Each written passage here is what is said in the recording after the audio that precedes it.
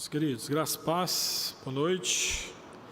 Vamos começar nosso estudo nessa noite, dando sequência à série de estudos de teologias contemporâneas. Semana passada falamos sobre a teologia liberal, e como eu disse semana passada, a teologia liberal é a mãe das outras teologias que nós iríamos estudar. Então hoje, alguns conceitos que nós já falamos na semana passada, nós não iremos repetir, mas você que estava aqui na quarta-feira passada ou assistiu depois pela internet, você vai ver que algumas coisas são bastante próximas e similares, às vezes com algumas variações, algumas modificações, mas muita teologia progressista foi, de fato, vamos dizer assim, abastecida pela teologia liberal, e na semana que vem a teologia negra também não é diferente. A teologia negra, na verdade, nós vamos ver que existe alguns traços da teologia progressista, e nós vamos ver como que essas teologias elas acabam se misturando. Vamos orar, vamos falar com Deus, e depois nós iniciamos o nosso estudo nessa noite. Senhor, nós te agradecemos por mais uma quarta-feira, que o Senhor nos permite estarmos na tua casa, e a nossa oração, Pai Santo, é que o Senhor nos dê a graça de entendermos e compreendermos assuntos que são importantes, não somente para nós que aqui estamos, para a tua igreja, mas também para as futuras gerações, no que diz respeito ao cristianismo, no que diz respeito ao evangelho. E a nossa oração é que o Senhor nos ajude a entender um pouco mais do contexto em que nós estamos inseridos.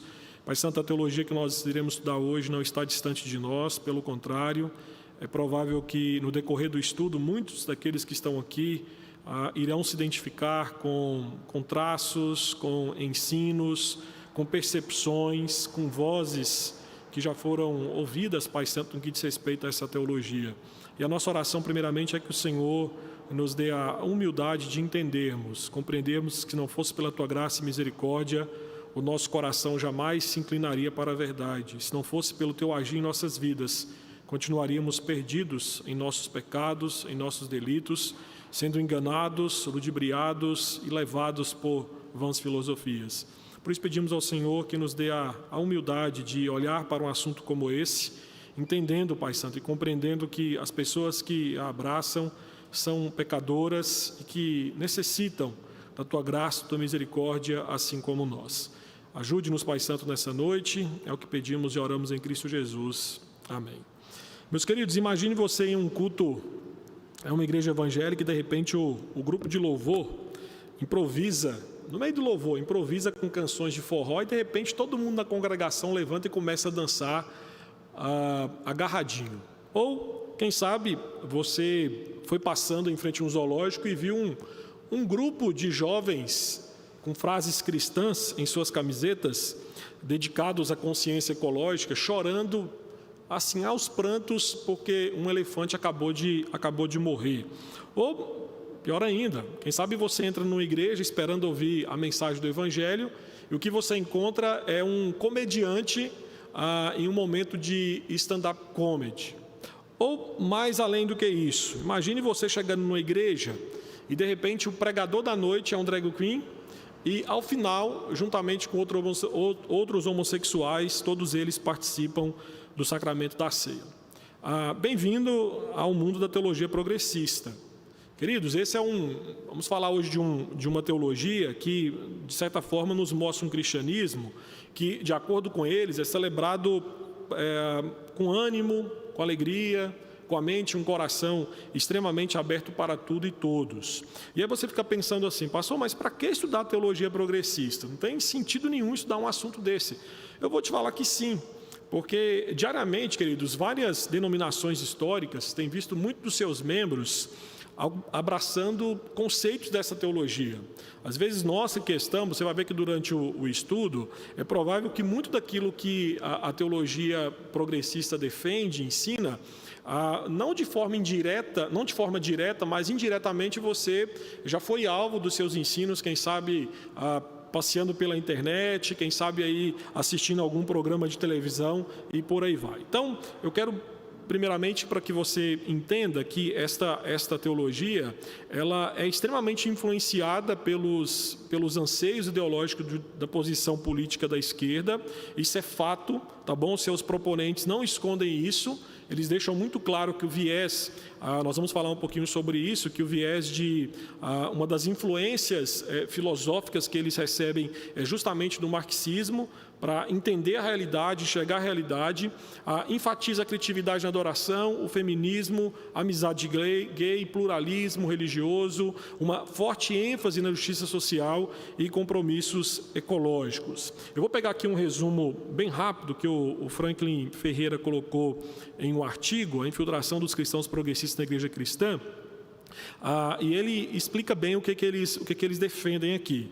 A união homoafetiva, redefinição do conceito da família, defesa do aborto, liberação das drogas, uma política identitária que divide a sociedade sem nenhum interesse em reconciliação, a crença de que todos os homens brancos são responsáveis pela opressão branca e que o homem cristão sempre foi um grande opressor, a fé de que o Estado deve ser o grande controlador, a satanização dos opressores e discurso de reação contra aqueles que não concordem com eles. Geralmente vem uns termos acompanhados, né? Fascistas, homofóbicos, racistas, misóginos e por aí vai.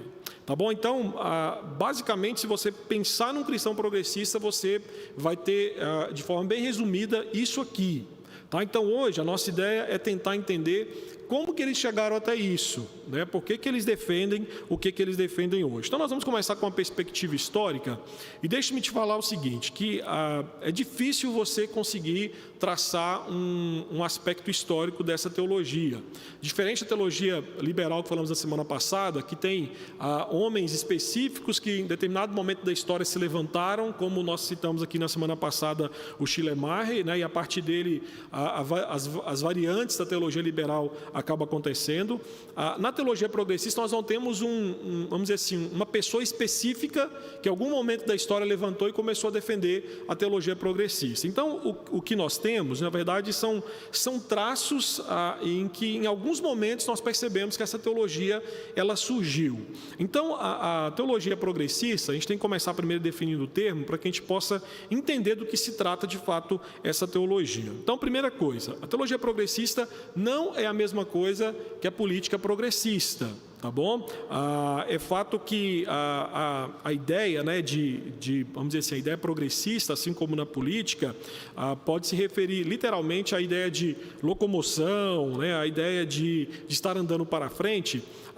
Nisso vamos dizer assim, as duas coisas batem, né? Mas nem sempre a pessoa que é progressista teologicamente, ela vai ser progressista na linha política, principalmente nos Estados Unidos, né? Alguns que são progressistas, por exemplo, não defendem, são progressistas na teologia, não defendem a mesma linha no que diz respeito à política. Então, apenas para você entender que uma coisa não tem nada a ver com a outra. Vamos, apenas para você entender a ideia de progresso, geralmente é isso mesmo, a ideia na teologia é isso, avançando, evoluindo, melhorando, com a noção de que aquilo para que está se progredindo é preferível e melhor. Um dos traços importantes da teologia progressista, e aí faz muito parte do contexto pós-moderno em que ela acaba se desenvolvendo, é justamente essa ideia de que as estruturas, principalmente estruturas tradicionais, conservadoras, elas estão ultrapassadas, então a ideia é que você tem que romper com isso, literalmente tirar todas as bases, e aí a grande pergunta é o que se coloca no lugar. Nem sempre a teologia progressista ela tira aquilo que é tradicional e dá como resposta a algo que é tão saudável assim.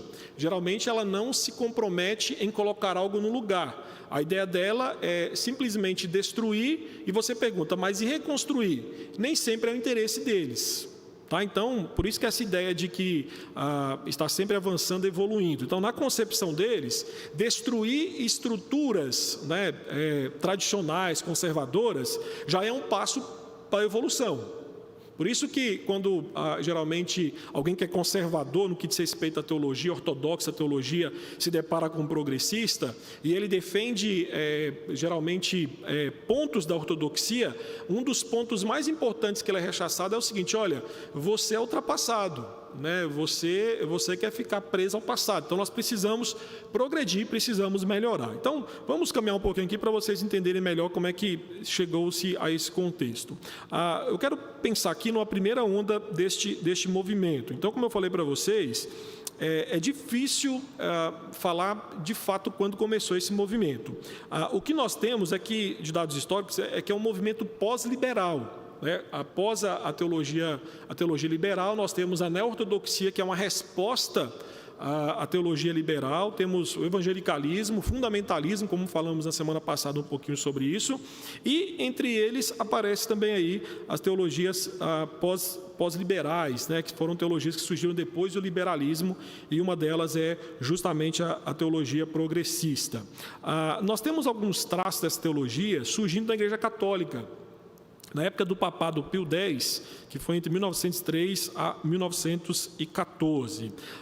Existem escritos, eu vou daqui a pouquinho citar para vocês uma encíclica papal desse Papa, em que ele estava combatendo o relativismo moral e teológico defendido por alguns teólogos católicos nos seus dias. Então, partindo de uma visão modernista, o que esses teólogos católicos defendiam nesse período aqui da história era o subjetivismo, em que um sentimento íntimo interpretaria e definiria os dogmas da igreja. Lembra que na teologia liberal é praticamente quase a mesma coisa? O interesse da teologia liberal está no sujeito que se crê. Se esquece as proposições reveladas e foca-se no sujeito que crê. Então, a ideia da teologia progressista, quando ela surge nesse primeiro momento, era justamente isso, que os dogmas da igreja nasceriam do sujeito que crê e evoluiria, aí que tem uma diferença da teologia liberal, porque a teologia liberal ela se parava apenas do sujeito que crê. A teologia progressista, no seu cerne, ela já tem a ideia de que a teologia surge no sujeito que crê, só que essa teologia ela evolui de acordo com o sentimento onde se originou. Então, ou seja, se eu comecei uma teologia no meu sentimento daqui a 10 anos evoluiu, automaticamente essa teologia ela está progredindo, ela está caminhando para frente. Para você ter uma ideia aqui, numa revista publicada em 1979, na verdade é uma citação de um é como se fosse um periódico que roda lá no Vaticano, lá na Itália, dizendo o seguinte: para esses teólogos católicos, se referindo à época de Pio X, a evolução religiosa deveria coordenar-se ou subordinar-se à evolução intelectual e moral da cultura. Então, olha só, muito parecido com a questão também do liberalismo. A ideia de que a cultura é que dita a evolução da teologia. Então, se a cultura evolui, automaticamente a teologia também tem que evoluir. Naqueles dias, o que é interessante é que uma das coisas que Pio X fala é que a fé progressista é uma projeção de um sentimento religioso. Então, qual que era a ideia dele ao falar sobre isso naqueles dias? Mais ou menos assim, se você tem um sentimento revolucionário, basta você projetar esse sentimento no objeto que é Cristo, e ele vai se tornar o percussor, por exemplo, Fidel Castro, Che Guevara e por aí vai. Então, a ideia é que a fé ela é apenas uma projeção de um sentimento religioso no qual você consegue aí adaptar-se a Cristo ou aquilo que você tem maior interesse. Olha aqui o que o Papa Pio X falou na sua carta encíclica Pascendi Dominis Creges, no dia 8 de 9 de 1907, a respeito desse movimento que estava surgindo dentro da igreja naqueles dias. A verdade não é mais imutável que o próprio homem, porque evolui com ele, nele e por ele. As fórmulas dogmáticas são submetidas às experiências, ficando assim aberto o caminho à variação substancial dos dogmas. Então, começa a falar aqui sobre a ideia do relativismo teológico. Então, a ideia que ele fala aqui que a verdade não é mais imutável no conceito daqueles teólogos naqueles dias. Dentro do movimento, vamos dizer assim, mais recente, nós podemos falar sobre uma onda pós-moderna desse movimento. Nós vamos ver que na década de 1950, por exemplo, na Polônia, os cristãos católicos que apoiavam o comunismo foram chamados de cristãos progressistas. Só que é fato que esse movimento da teologia progressista, ela começa a ganhar corpo mesmo em 1960, com as teologias libertárias, a teologia progressista vem ganhando espaço no final de 1990 e no início dos anos 2000, partindo dos Estados Unidos é que de fato ela começa a ganhar corpo. Então, alguns dados históricos para você entender. Em 1996, foi fundado pelo bispo episcopal James Howe Adams, em Cambridge, Massachusetts, o Centro para Cristão Progressista. Você consegue entrar na internet, no site deles, e ver lá tudo o que eles creem, o que eles defendem, e por aí vai. Muito do que foi dito aqui foi tirado justamente desses sites que eles disponibilizam, vamos dizer assim, os dogmas que eles não defendem, mas eles têm. Na década de 2000 surgiu as Afirmações de Fênix, é um documento escrito por um grupo de clérigos e leigos, contendo 12 princípios em uma tentativa de articular os traços gerais da fé cristã emergente. Esse documento aqui é importante porque em 2006 teve um comentário escrito a respeito dessas afirmações, que foi escrito por Eric Ewnes. E esse documento que foi escrito em 2006, que é um comentário dessas afirmações, é visto por muitos como a melhor apresentação e articulação da teologia progressista. É tão interessante que, se você entrar no site, por exemplo, do Centro Cristão Progressista, você vai ver que lá eles disponibilizam material para pequenos grupos baseados nas afirmações de Fênix. Então, para você ter uma ideia de como que essas afirmações de Fênix têm um certo peso dentro da teologia progressista. Essas afirmações, para você, apenas para matar sua curiosidade, que não dava para trazer porque eram várias, ela está dividida em 3 partes, tá bom? E aí, segundo eles, baseado nos 3 grandes amores identificados por Jesus e afirmados no judaísmo: amor a Deus, amor ao próximo e o amor a si mesmo. Uma coisa muito interessante, um ponto importante sobre essas afirmações, você deve estar pensando assim: então, pastor, quer dizer que essas afirmações aqui, elas são válidas eternamente para eles? Não. Tá? Lá no site você vai ver que eles estão dizendo o seguinte, que esse conjunto, né, de afirmações não são um princípio estático para todos os tempos, mas podem ser modificados ou reajustados no futuro à luz das mudanças e evolução cultural que vier a acontecer. Tá? Então, assim, eles propõem isso, mas ao mesmo tempo eles colocam um adendo lá embaixo. Pode ser que amanhã a gente venha aqui, risque tudo isso e escreva algo diferente, porque nós estamos num processo de progresso, de evolução. Deixa eu citar aqui para vocês o Spong, John Shelby Spong, é um dos grandes nomes aí do movimento progressista, tá? No que diz respeito à teologia. E olha o que ele fala sobre as afirmações de Fênix. Conclama os cristãos a amar a Deus em todas as expressões de Deus e amar o nosso próximo, incluindo nossos vizinhos que chamam a Deus por um nome diferente, até mesmo nossos vizinhos que usam os textos literais da Bíblia como uma arma para atacar os objetos de seu preconceito. E, finalmente, amar a nós mesmos assim como somos, masculino, feminino, preto, branco, pardo, gay, hétero, transgênero, bissexual, erudito e letrado, canhoto e destro, na verdade, em toda a rica variedade da família humana. Devemos nos posicionar contra qualquer sistema religioso que incentiva o ódio a nós mesmos, que manipula por meio da culpa ou que apresenta Deus como um pai punidor que se deleita em nossa humilhação diante do trono da graça. Tá? Então, assim, pela afirmação, né, que o Spong faz aqui, você já começa a perceber alguns traços daquilo que nós falamos lá no início, a citação do Franklin Ferreira, que é aquilo que geralmente eles defendem. Né? Então, isso aqui é um clérigo, que é o John Shelby Spong, falando sobre aquilo que é, de fato, vamos dizer assim, boa parte do que faz parte do movimento progressista dentro da teologia. E aí, então, nós vamos começar a entender o que de fato eles creem. Deixa eu falar para vocês que é um mosaico de ideias. Tá?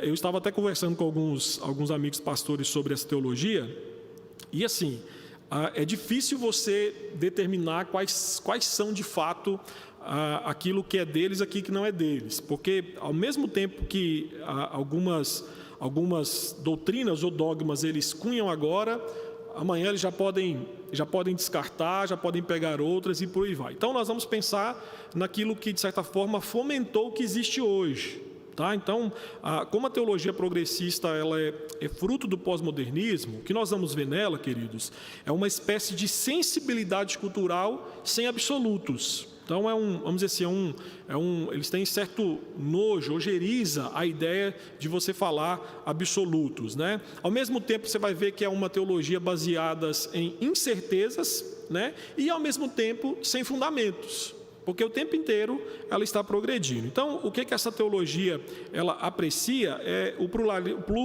pluralismo, tá? E a divergência. Tá? Então, o que eles entendem é o seguinte, olha, por que é importante ter esse pensamento plural e, ao mesmo tempo, divergente? Porque isso visa repensar o caráter radical estabelecido de todo pensamento. Então, na ideia deles é quando tem esses embates, né, esse diálogo, como eles gostam de falar, você consegue aí modificar as estruturas radicais de pensamentos, principalmente na linha teológica. Então, o que eu vou dizer para você aqui sobre esse movimento? Que é um movimento extremamente amorfo, tá?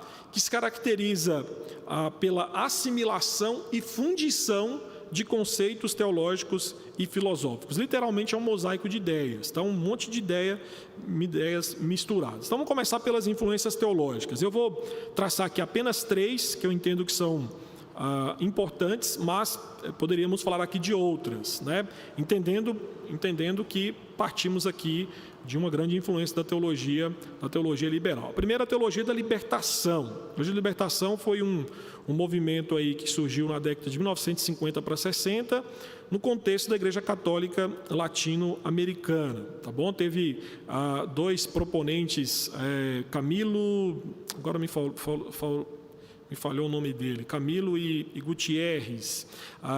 Os 2 eram colombianos, Gutierrez era peruano, o Camilo, se eu não me engano, era colombiano.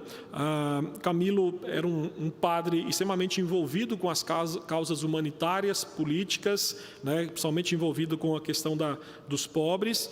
E esse homem, ele largou, segundo ele, né, ele pediu licença da batina para se envolver em uma das revoluções que aconteceu no nosso continente, que foi justamente na Colômbia.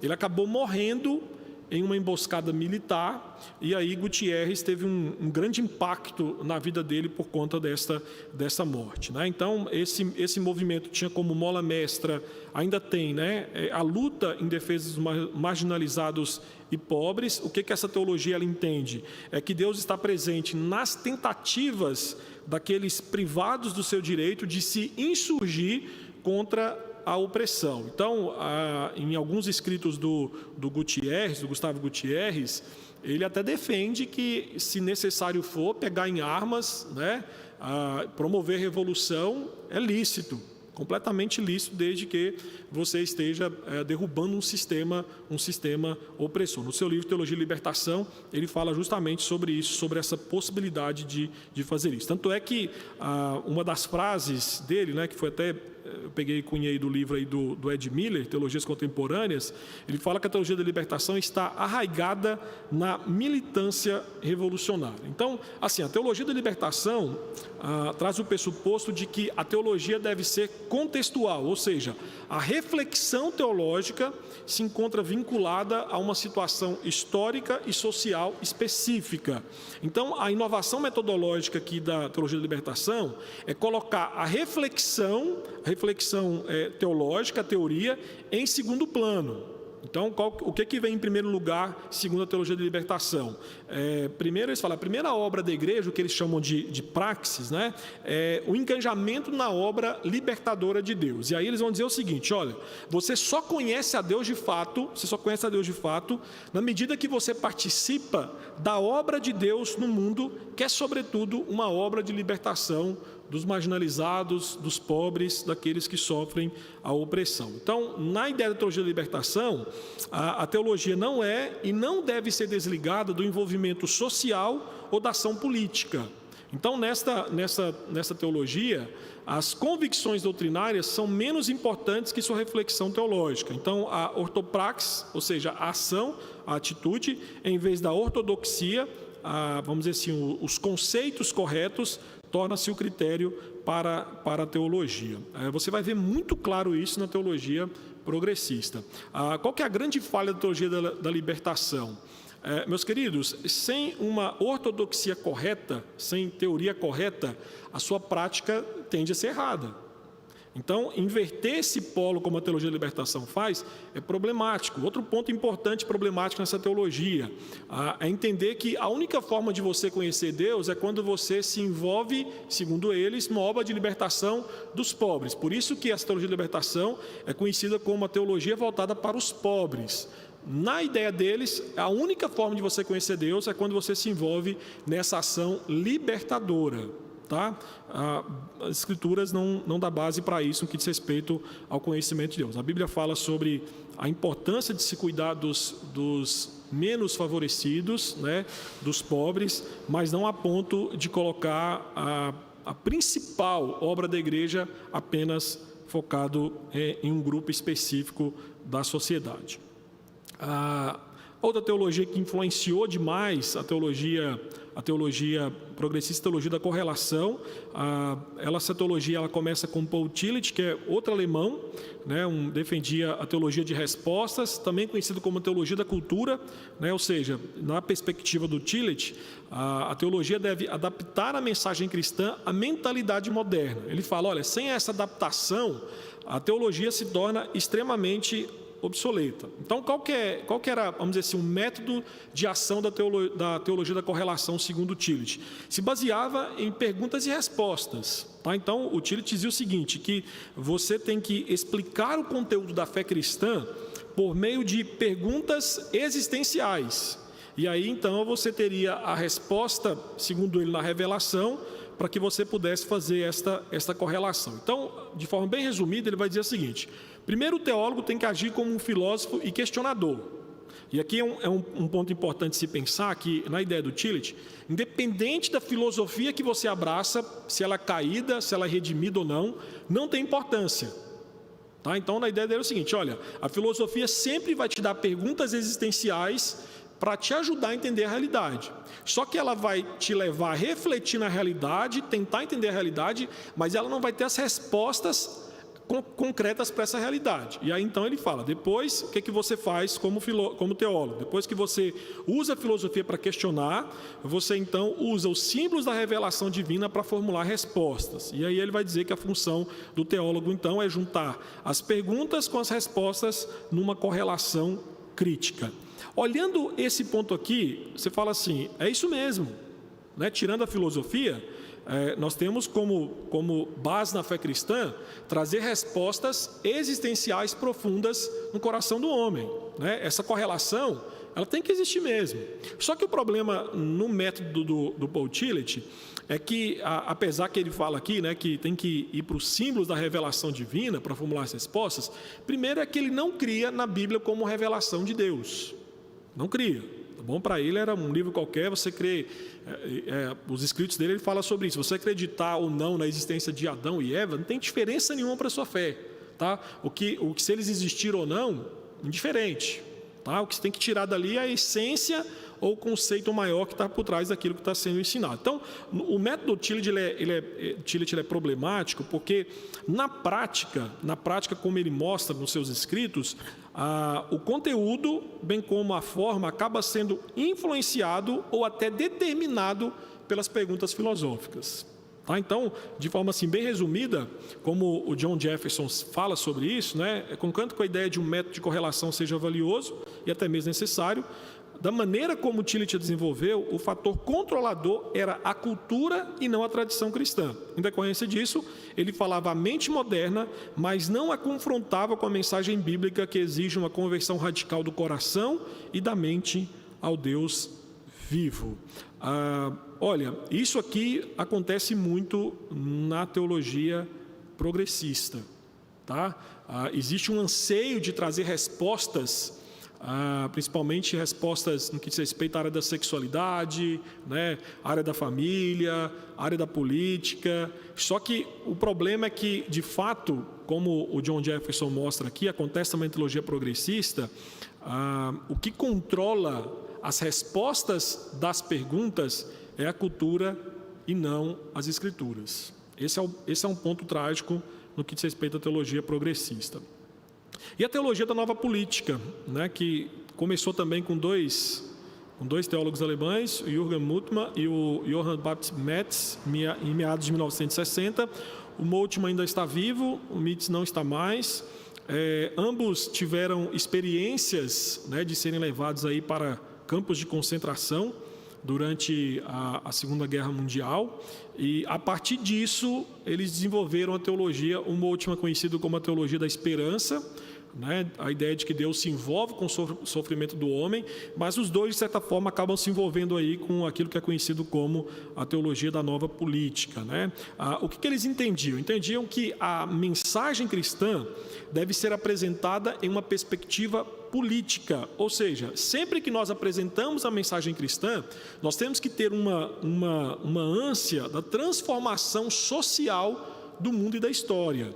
Então, tem um brasileiro chamado Paulo Suss, que foi aluno do Mitz, e ele diz o seguinte: a nova teologia política, universalmente contextualizada, é teologia pública que se intromete nos conflitos concretos e que dá ao grito dos pobres uma memória e no abandono do crucificado e dos crucificados a perspectiva de uma correção possível. O que ele quer dizer com isso? Ele quer falar que a teologia política é um corretivo para uma teologia privatizada, em que apenas a burguesia tinha acesso. Então a ideia dele é o seguinte: vamos tirar a teologia, vamos dizer assim, do setor privado, né, em que apenas um grupo seleto tem acesso a isso, e vamos então envolvê-la de forma política. A teologia progressista faz muito isso. Você vai ver que um dos fatores, nós vamos falar um pouquinho sobre isso aqui mais na frente, é o engajamento político. Faz parte da teologia progressista esse engajamento político, né? E você vai ver que às vezes mistura a teologia com a ideologia, né? Você às vezes não sabe se é um pastor, se é um crente ou se é um ativista, de tão parecido que as coisas se tornam. Influências filosóficas que nós vamos ver na teologia progressista: a primeira é o desconstrucionismo, é um método crítico que, em termos práticos, declara que a identidade e as intenções do autor de um texto são irrelevantes para a interpretação de um texto. O que o desconstrucionismo fez? Os irmãos, a ideia basicamente é o seguinte: você, leitor, e não o autor do texto, passa a ter um valor supremo na interpretação. Então, vamos dizer assim, a ideia basicamente que é quando você vai para a Bíblia, você não tem que considerar quem escreveu, que contexto escreveu, qual o significado primário, nada disso. Por quê? Porque quem dá o valor supremo da interpretação não é quem escreveu, é você que está lendo. Tá? Então, assim, esse método defende que, vamos dizer assim, uma das coisas que eles defendem é quando você fala assim: mas e o significado do texto? Eles vão falar assim: olha, essa ideia de significado retira do leitor a oportunidade de exercitar a sua interpretação. Então, quando você fala assim, esse texto tem um significado X, se você pegar uma pessoa que abraça o desconstrucionismo, ela vai falar o seguinte: não, essa é a sua visão como leitor, a minha visão é diferente. E aí o que é trágico é porque, assim, no contexto desse construcionismo, essas duas ou mais interpretações do mesmo texto são válidas. Então, um ponto aqui triste desse construcionismo é que, segundo eles, a ideia de significado é opressor. Então, você não pode falar que um texto tem um significado específico, porque você reprime o aspecto criativo de quem está lendo o texto. O pós-estruturalismo é outra teoria aí que influenciou demais, né?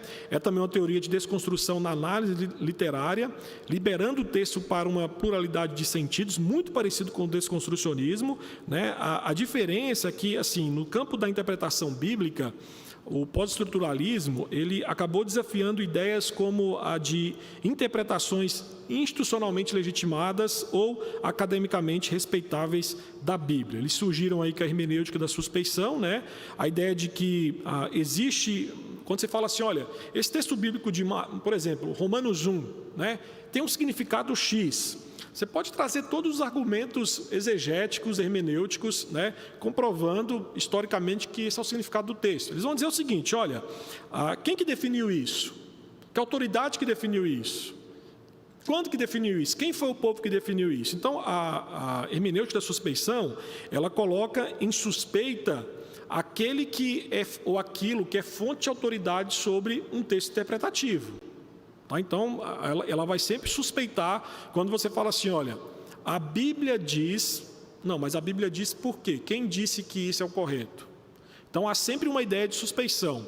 Você pode ver que, geralmente, quando você encontra um defensor de teologia progressista, quando você fala assim, mas o texto X fala sobre isso, automaticamente ele levanta uma hermenêutica de suspeição com você. Tá? Então, é uma artimanha usada pelo pós-estruturalismo.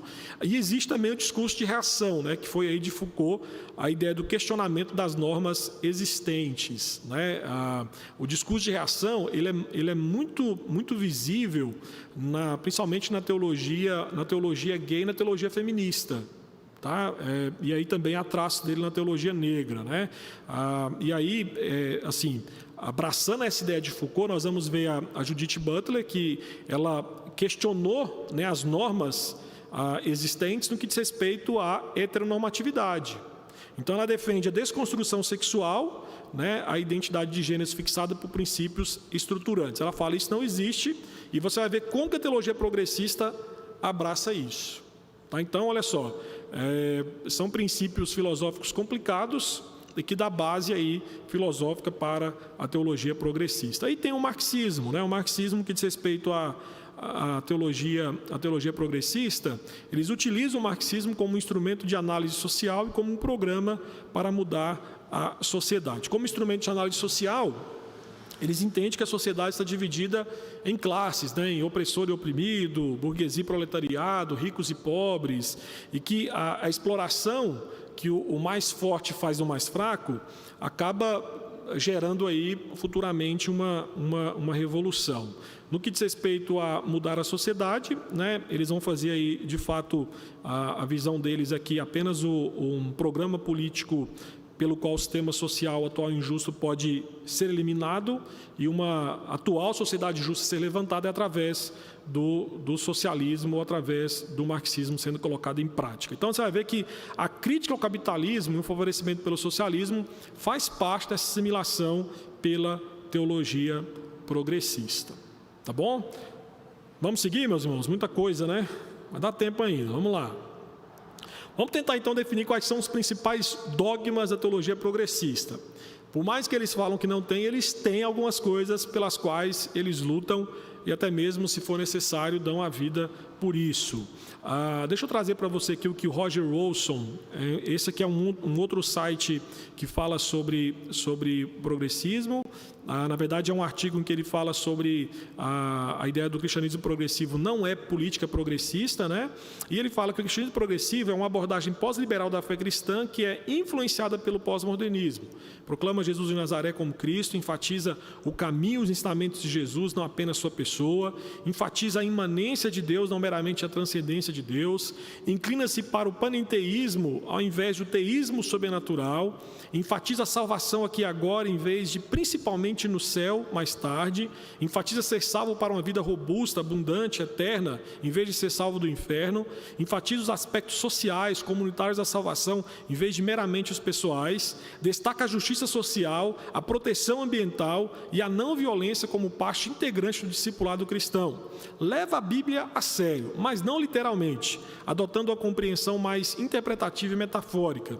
Enfatiza a ortopraxia em vez da ortodoxia, ações corretas sobre crenças corretas, abraça a razão, bem como paradoxo e mistério, em vez de fidelidade cega a doutrinas e dogmas rígidos. Não considera a homossexualidade como pecado e não afirma que o cristianismo é a única maneira válida ou viável de se conectar a Deus, ou seja, não é exclusivista.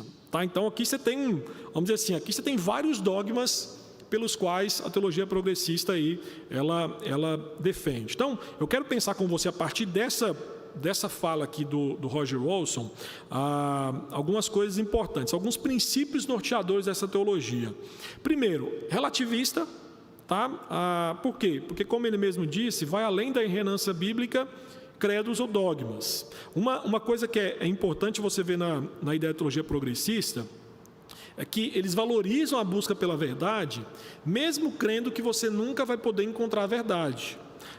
Eles dizem o seguinte, olha, existe maior valor em você questionar com a mente e um coração aberto do que em absolutos e dogmas. Mas o que é isso? Eles vão dizer o seguinte: olha, nós estamos sempre à procura de algo. Só que o problema do progressista é que, no final das contas, ele procura por algo que nem ele mesmo acredita.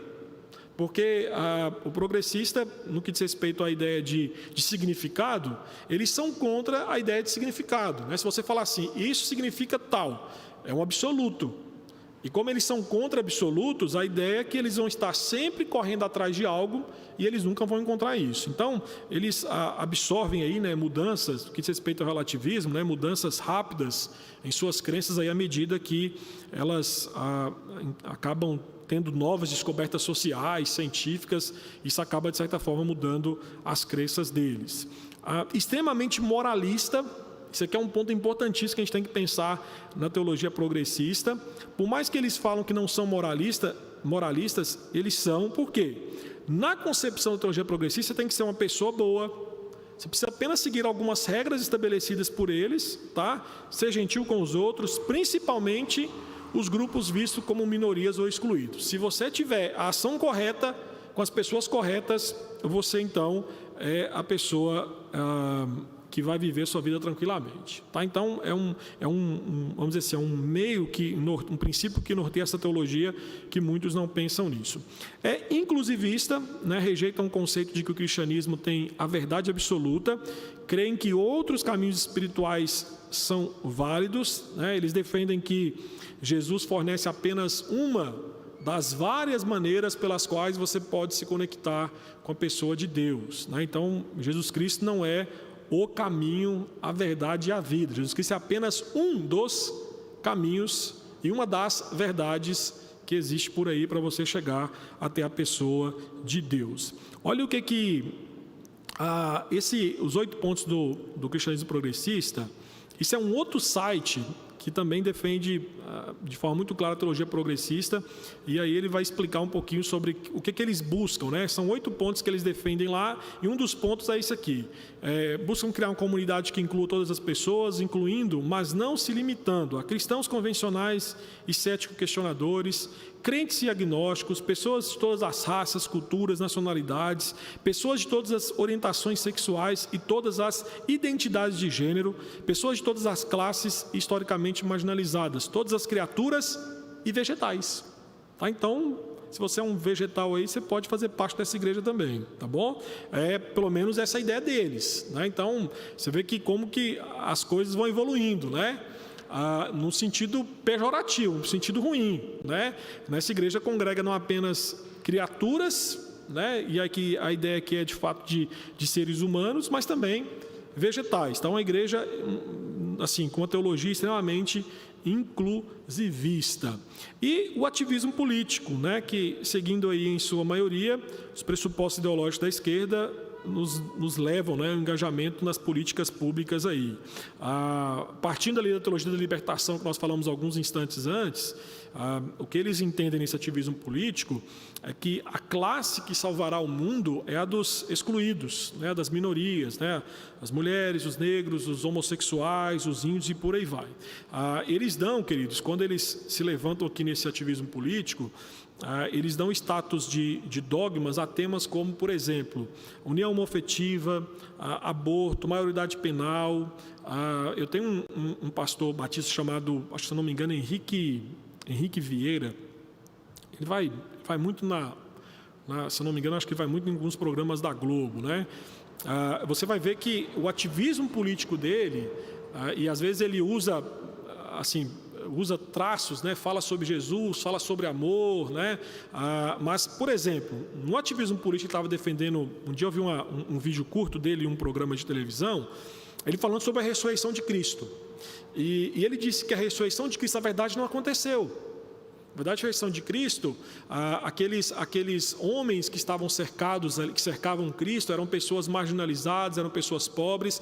Então, quando Cristo morreu, a ideia de ressurreição era uma voz, literalmente essa expressão que ele usa, né?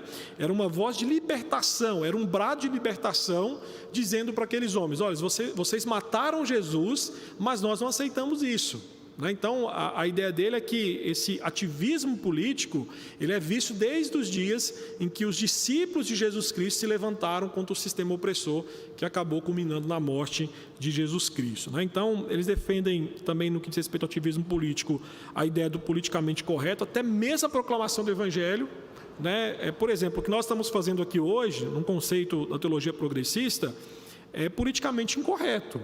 Nós não podemos falar no que diz respeito a princípios e conceitos errados dos outros. Temos que assimilar tudo sem qualquer senso crítico, né? E no que diz respeito ao ativismo político ainda, a existência humana no que diz respeito à teologia progressista se resume à mera existência social, e tudo aquilo que não se encaixa nessa ótica tem que perecer. Então, o ativismo político deles acaba se misturando muito aí com a teologia. Mas o que é mais problemático nisso é a reinterpretação da fé cristã, né? Por exemplo, a Bíblia, né? Eles enxergam a Bíblia como um livro que registra histórias interessantes e não é a palavra de Deus revelada, inspirada e autorizada por Deus. Em um dos sites da teologia progressista, um site americano, tinha uma história que eles estavam contando que numa dessas igrejas progressistas, uma professora estava dando aula de escola dominical para crianças de 9 a 10 anos. E ela usou um livro, que esse livro tinha aranhas falantes. E ela pergunta para os alunos: aranhas falam? Aí os meninos falam assim: não fala. Aí ela fala assim: então agora nós vamos para a Bíblia e eu quero que vocês enxerguem a Bíblia por essa mesma ótica. Então, assim, a ideia deles, né, que a Bíblia nada mais é do que um livro de histórias, né, em que aranhas falam ou não falam, e isso tem pouca importância se é verdadeiro ou se é falso, né? Como nós citamos lá naquela declaração, pouco tempo atrás, aqui, acho que eu citei isso aqui, né, que está se eu não me engano, está em algum momento aqui eu citei isso, né, que eles levam a Bíblia a sério, mas não de forma literal, mas metafórica, entendendo que algumas histórias podem ou não ter acontecido.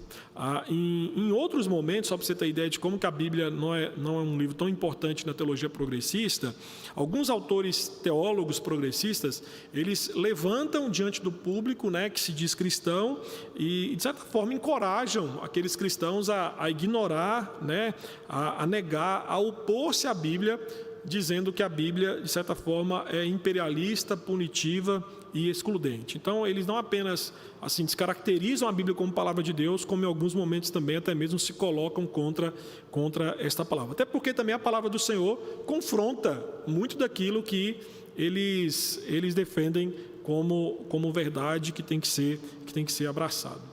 Que diz respeito à pessoa de Deus, eles são panenteístas, ou seja, defendem que tudo está em Deus e Deus está em tudo. A ideia de que Deus e o mundo não são idênticos, mas estão ligados de um modo muito estreito.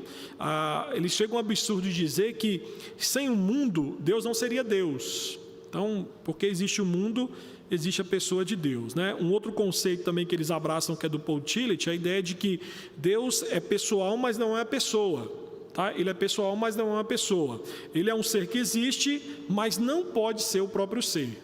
Então, é um Deus que você não sabe até que ponto, onde ele está, onde ele se encontra. Por isso, vai ver que em alguns momentos aí, essa ideia de que Deus e o mundo estão extremamente ligados. Quem é Jesus para eles, né? É apenas um exemplo moral para seguirmos. Tá? A ideia dele, Jesus apenas estabelece um padrão, né, para seguirmos. Jesus não é o Filho de Deus na concepção deles, mas é apenas uma imagem moral do que podemos ser e do que podemos fazer. Apenas um bom exemplo aí de amor pelos marginalizados e pelos excluídos. Eles repudiam, por exemplo, o nascimento virginal de Cristo, seu sacrifício expiatório e substitutivo na cruz, a sua ressurreição corporal e principalmente também a sua segunda vinda. Pecado, rejeitam a doutrina do pecado original, trocando por um conceito chamado de bênção original ou bondade original. Não acreditam, queridos, na queda do homem, tá? Eles entendem que, porque o homem não caiu, obviamente, é o conceito lógico deles, as pessoas não são tão ruins assim, e logo, lá no íntimo, no fundo, no mais profundo, todos nós temos essa bondade original, ou seja, que de certa forma, todos nós temos algo bom dentro de nós que podemos tirar. Então, o homem não é inerentemente pecador, e por não ser inerentemente pecador, a morte de Jesus torna-se apenas um exemplo de amor e perdão a seguir do que, de fato, um sacrifício expiatório que reconcilia o homem com Deus. Então, os progressistas rejeitam a expiação substitutiva, no qual Cristo toma sobre si o castigo dos nossos pecados e satisfaz a ira divina. Em alguns ciclos progressistas, a expiação substitutiva, segundo eles, faz de Deus um abusador de crianças. Então eles vão dizer, olha, você defender a expiação substitutiva de Cristo é basicamente você dizer que Deus exigiu o sacrifício de um filho, é você fazer de Deus um abusador de crianças. Tem um podcast do Michael Gungor, que é um podcast progressista, que ele fala o seguinte, em um dos seus, na verdade isso aqui ele citou foi no Twitter, mas ele é dono desse podcast. Ele fala assim, gostaria de ouvir mais artistas que cantam a Deus e menos que incluam um pai assassinar um filho. E que Deus precisava de ser apaziguado com sangue não é bonito, é horrível. Aí você tem que desconsiderar o que a Bíblia fala sobre Hebreus, que sem derramamento de sangue não há remissão de pecados. Não é questão de ser bonito ou feio, é questão do que a Bíblia diz. Mas na concepção deles, por não acreditarem na expiação substitutiva, tem um conceito lógico defender a ideia de Deus, colocando ou entregando o seu filho para morrer no lugar de pecadores. Salvação, defendem que a salvação é para todos e são focados extremamente nessa existência terrena, Então são universalistas, acreditam aí que no final todos serão salvos, independente do que você fez, se você creu em Cristo ou não, você no final vai acabar sendo salvo. Como diz o livro do Rob Bell, no final o amor vence. Essa é basicamente a ideia dos universalistas. Vamos então partir para algumas aplicações e aí nós terminamos o nosso estudo nesta noite. Meus queridos, nós temos que rejeitar a teologia progressista. Se você é um cristão verdadeiro, que de fato professa a fé no Cristo bíblico, a teologia progressista ela não pode fazer parte então daquilo que você professa. Por quê? Porque primeiro que ela não é uma teologia cristã.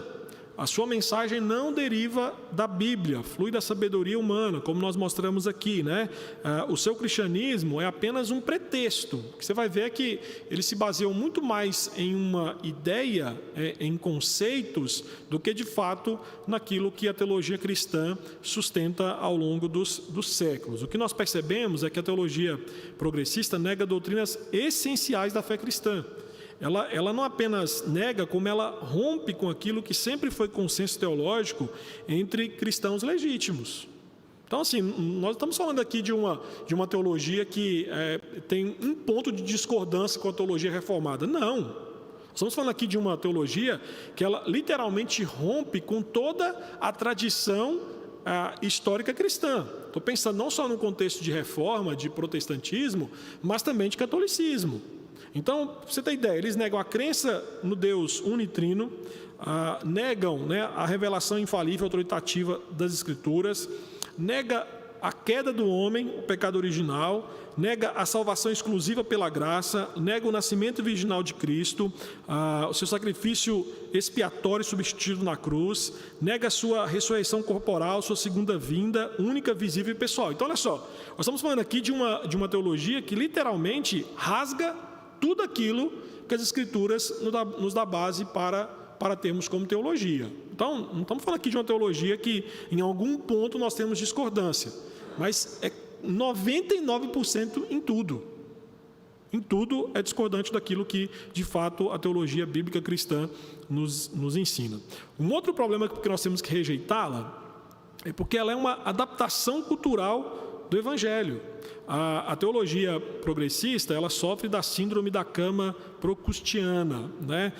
No folclore da Grécia Antiga, tinha um homem chamado Procrusto, que era conhecido como o perverso. Ele era dono de uma hospedaria.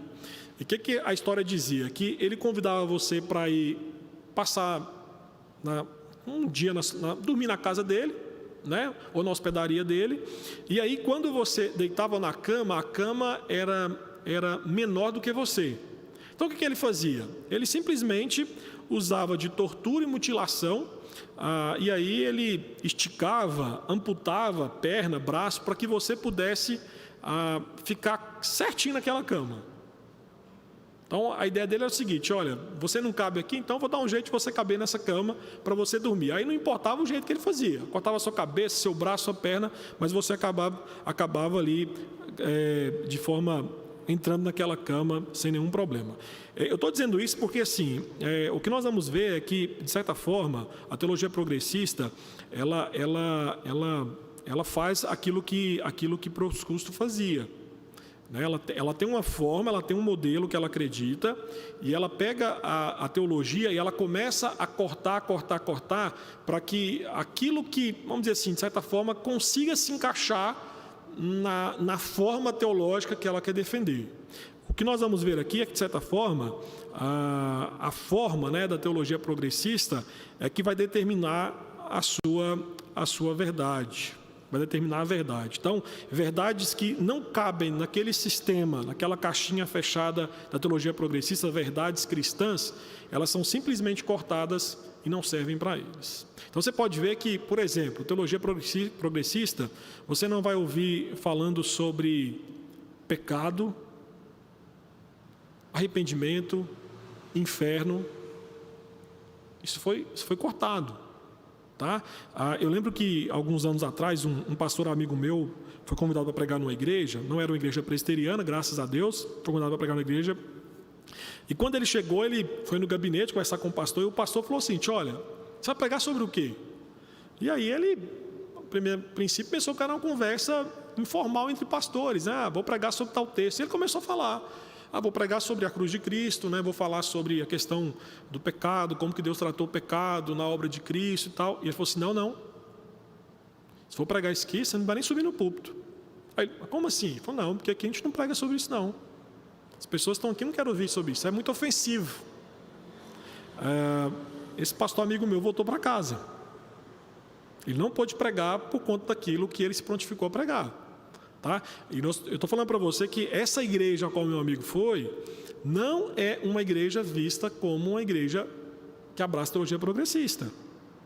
Tá? Mas pode ser que daqui a alguns anos esteja abraçando.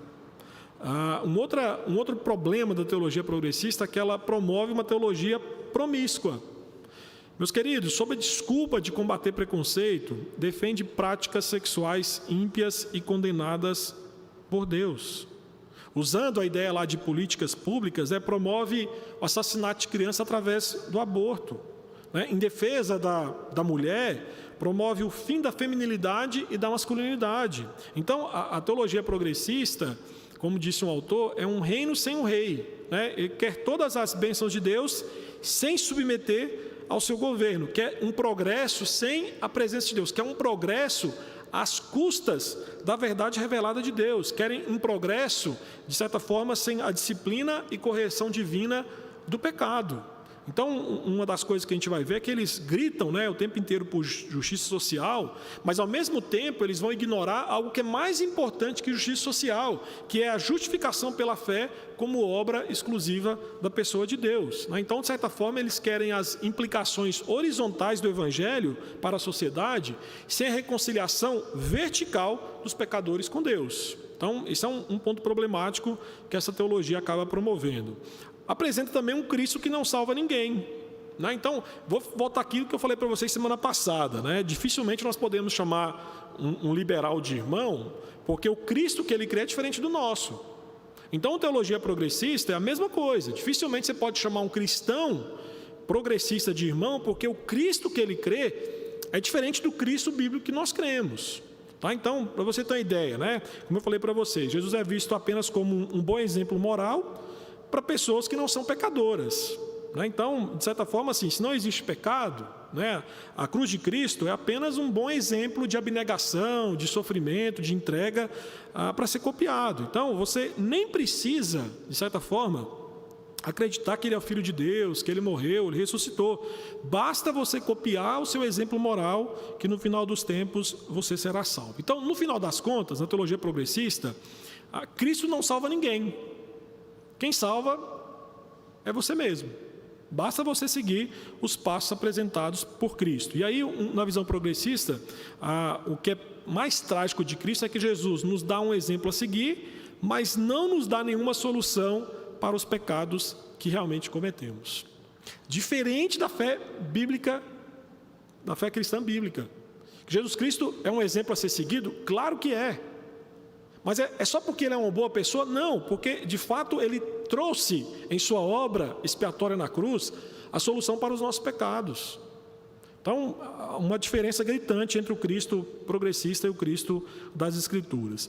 E também ela promove uma teologia intolerante, né? Meus queridos, olha só, o discurso, né, discordante, não importa quão bíblico seja, sempre vai ser visto como um discurso de ódio. Sempre que você encontra um progressista e você fala sobre alguns temas bíblicos, né, principalmente temas que eles levantam a bandeira como aborto, homossexualismo, ele vai falar assim: isso é um discurso de ódio, você é intolerante. Mas olha só, seus defensores, eles não apenas negam, né, ou pregam as doutrinas erradas, mas ao mesmo tempo eles são beligerantes com aqueles que pensam de forma errada, de forma contrária a eles, né? Então, assim, ainda mais quando você tem um pensamento pautado na Bíblia e você se levanta contra alguém que abraça a teologia progressista, ele vai dizer isso aqui de você: você é um fascista, você é um reacionário, você é um opressor, né? Você é um discurso de ódio. Então, vou dar um exemplo para você. Procura um progressista e fala sobre o exclusivismo na salvação. Fala: Jesus é o caminho, a verdade e a vida. Sem Ele, você vai para o inferno. Ele vai falar assim: você é intolerante, porque você não está em sintonia com as sensibilidades políticas e emocionais de algumas pessoas. Mas um ponto é o seguinte: não é porque não está em sintonia com os sentimentos dos homens que o que você está falando do exclusivismo é errado. E além disso, o cristianismo bíblico, queridos, ele nunca se preocupou em se adequar às prioridades e sensibilidades do mundo. Então, de fato, todos nós somos intolerantes em muitas coisas e com razão. Então, olha só, até mesmo o posicionamento, né, pluralista é intolerante com o exclusivismo, na medida em que ele julga o exclusivismo equivocado, ridículo, né, reacionário e por aí vai. Então, como a posição pluralista rejeita toda e qualquer declaração religiosa, com exceção, é lógico, aquelas que ele defende, ela constitui por si mesmo um exemplo de exclusivismo religioso.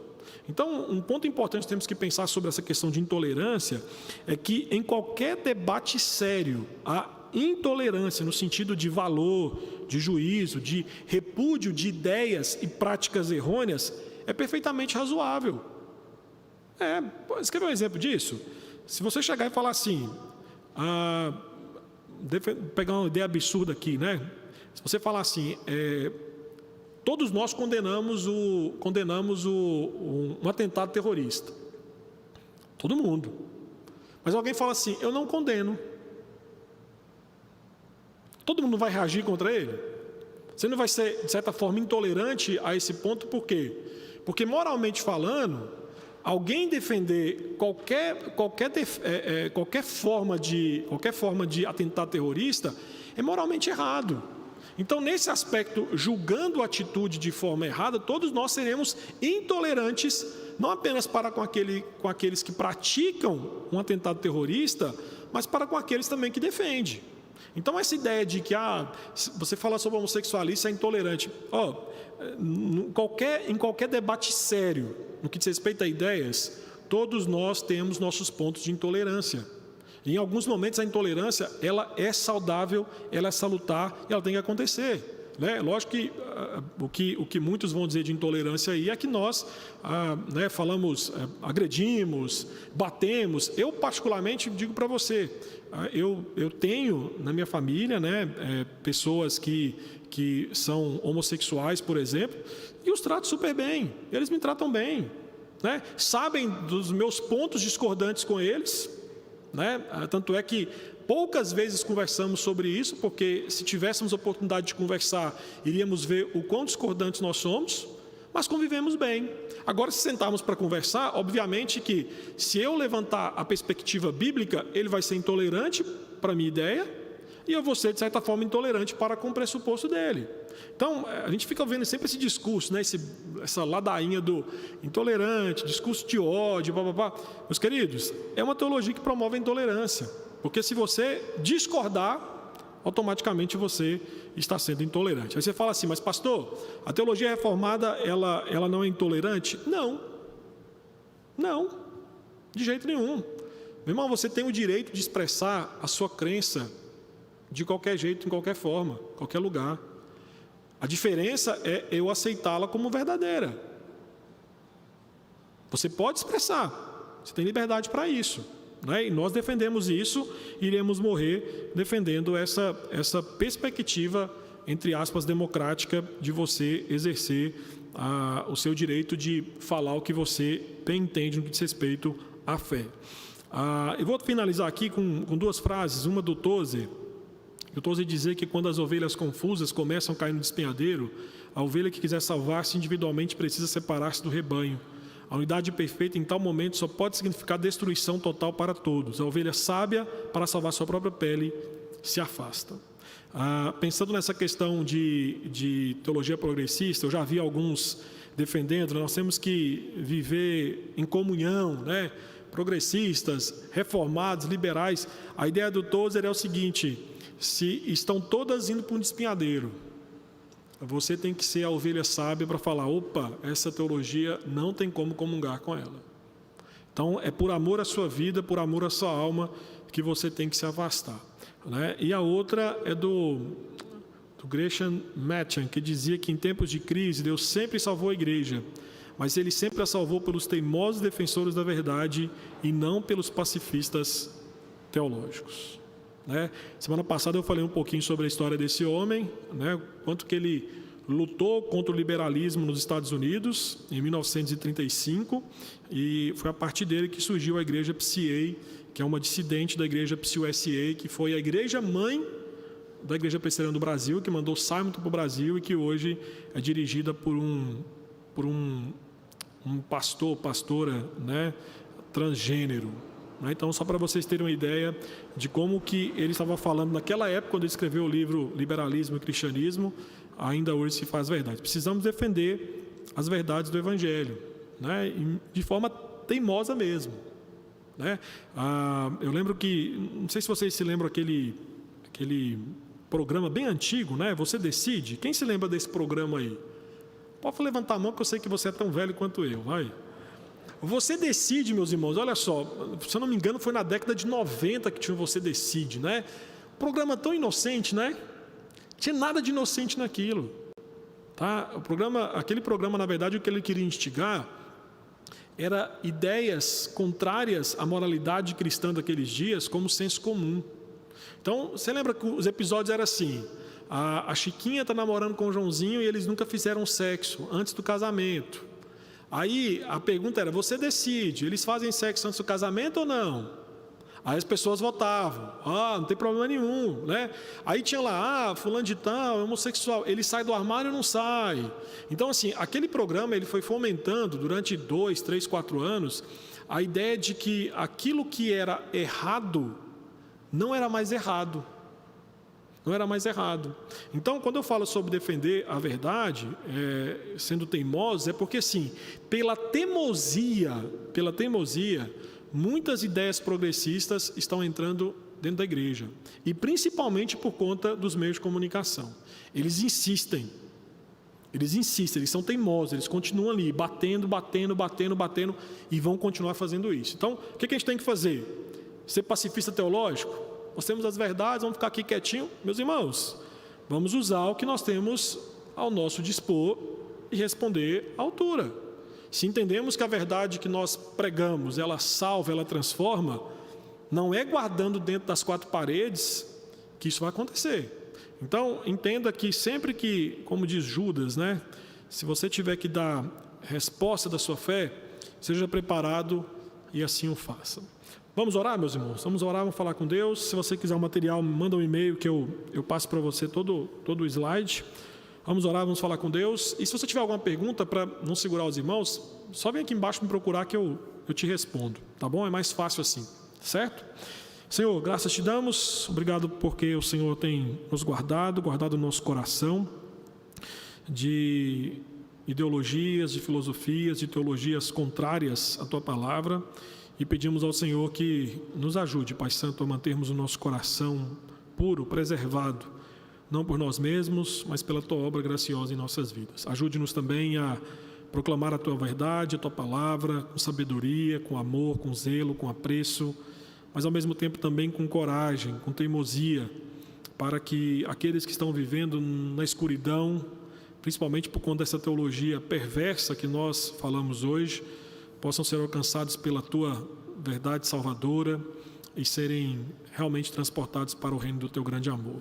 Pedimos a ti que nos leve em paz, em segurança para os nossos lares e que o Senhor nos conceda um restante de noite abençoado na tua presença. Assim pedimos e oramos em nome de Jesus. Amém. Deus abençoe, meus irmãos.